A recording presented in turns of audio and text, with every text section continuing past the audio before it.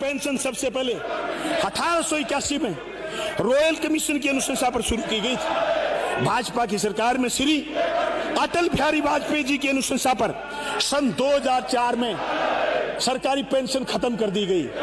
सभापति महोदय, मेरे को बहुत सारे लोग कहते हैं कि आपको इन पर गुस्सा क्यों आता है, किस किस बात पर हमको इनको माफी दें। सरकारी पेंशन जो 1881 से अंग्रेजों के जमाने से शुरू हुई थी, आकर के बंद करी इन्होंने। अरे देश को समझदार इन्होंने ये दिखाया कि हम अच्छे दिन लाएंगे। भले ही मोदी सरकार आज कर्मचारी पेंशन धारकों की मांग मानने को तैयार ना हो, भले ही मोदी सरकार आज टस से मस नहीं हो रही हो, लेकिन अभी भी ऐसे नेता, ऐसे सांसद, ऐसे विधायक मौजूद हैं जो कि हमारी मांगों को पुरजोर तरीके से सदन में, विधानसभा में उठाते हैं। हमारे ये जो विधायक हैं, इन्होंने पहले भी हमारी मांगों को उजागर किया था और आज फिर से विधानसभा का सत्र चलते ही इन्होंने कर्मचारियों की मेन डिमांड पुरानी पेंशन बहाली को पुरजोर तरीके से उठाया। पेंशन को लेकर मोदी सरकार को घेरते हुए उन्होंने क्या क्या कहा, एक बार इनका पूरा भाषण सुनिए। शुरू हुई थी, आकर के बंद करी इन्होंने। अरे देश को समझदार इन्होंने ये दिखाया कि हम अच्छे दिन लाएंगे, न्यू इंडिया, शाइनिंग इंडिया की बात करी।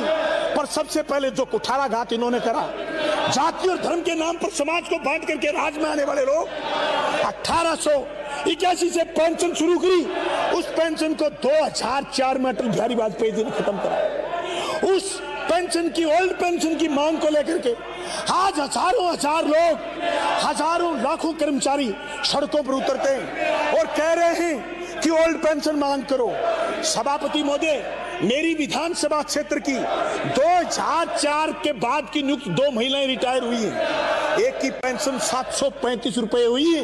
इनके सिलेंडर का भाव 1000 रुपए है। अरे घर में सिलेंडर भी नहीं ला पाएगा, बुढ़ापे में कैसे जीवन की लाठी कैसे चलाए। सभापति महोदय, ये बातें हमारे लिए बहुत जरूरी है। आज हम राज्यपाल के अभिभाषण पर इसलिए इन बातों का जिक्र कर रहे हैं कि आज राज्य कमजोर हुए हैं जीएसटी के बाद। आज राज्यों के पास ये स्थिति नहीं है कि वो अपना खुला फैसला अलग से कर लें। जिस जीएसटी के खिलाफ हुआ करते थे, ये उसी जीएसटी के पक्ष में हो गए और कठोर कानून बना करके जीएसटी को लेकर के आए। ये मैं बात करना चाहता हूं इस बात की, 1991 में जब देश के प्रधानमंत्री नरसिम्हा राव थे और इस देशीकरण की नीतियां आई, तो सबसे पहले धोती फाड़ के बोले थे आडवाणी जी कि नीतियां हम लाएंगे। उसके बाद जो भी सरकारें आई, वो नव उदारवाद की थोड़ी थोड़ी नीतियों को लागू करा। लेकिन ये जो राज में आए, ये उन नीतियों को इतनी तेजी से लागू करा कि अमीर और गरीब के बीच खाई बढ़ी है, अमीरों की संख्या बढ़ी है, लेकिन गरीब और तेजी से गरीब हुआ। ये जो फासला करने का काम करा अमीर और गरीब के बीच, ये संविधान विरोधी कदम है। सभापति महोदय, इस संविधान में समाजवादी जो शब्द है उस पर ये चोट है। सभापति महोदय, समाजवाद की जब बात आती है तो इनके चिंगारी लगती है। वो चिंगारी इसलिए लगती है कि समाजवाद के विरोधी है, ये धर्मनिरपेक्षता के विरोधी है। ये चाहते नहीं कि देश में सारे लोग एकजुट होकर के रहें, इसलिए बात सीधी पाकिस्तान की करते हैं। अरे 1947 में पार्टीशन हो गया था, हिंदुस्तान अलग, पाकिस्तान अलग। ये शब्द शब्द पर, बात बात पर पाकिस्तान की धमकी देते हैं।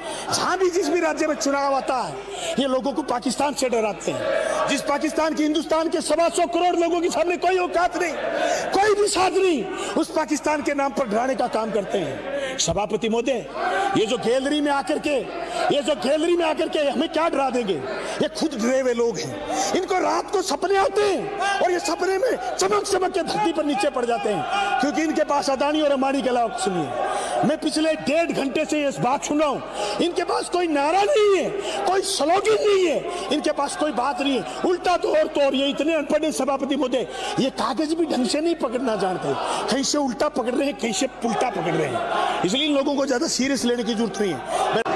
इनके आका मोदी जी, शाह साहब, जिन्होंने सारे के सारे राजनीति में अदानी और अंबानी के दलाल बना करके बैठे, कुछ नहीं बचा जनाब। देश के लोकतांत्रिक मूल्य खतरे में, मजदूर की मजदूरी खतरे में, किसान की किसानी खतरे में, कर्मचारी की कर्मचारीपना खतरे में।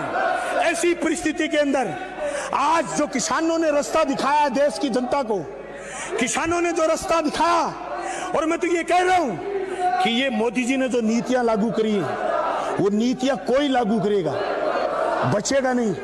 हमारी पार्टी की बंगाल में सरकार थी, जबरदस्ती एक उद्योग लगाने की कोशिश करी, दोबारा सरकार में नहीं आए।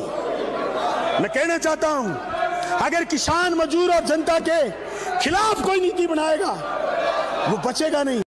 दोस्तों, विधायक जी ने मौजूदा जो गवर्नमेंट है, मोदी सरकार है, उनको घेरते हुए उनकी नीतियों के खिलाफ आवाज़ उठाई है। पेंशन का मामला हो, बेरोजगारी का मुद्दा हो या फिर अन्य जो भी मुद्दे हैं, हर मुद्दे को अग्रसर करते हुए इन्होंने अपने दबंग आवाज़ में सरकार का ध्यान अपनी जो हमारी समस्या है उनकी तरफ आकर्षित करने की कोशिश की है। अगर आप उनकी बातों से सहमत हैं, अगर आप भी मानते हैं कि इन्होंने जो भी कहा वो बिल्कुल सही है, स्टिक है, तो वीडियो को अपने साथी दोस्तों के साथ जरूर शेयर कीजिए।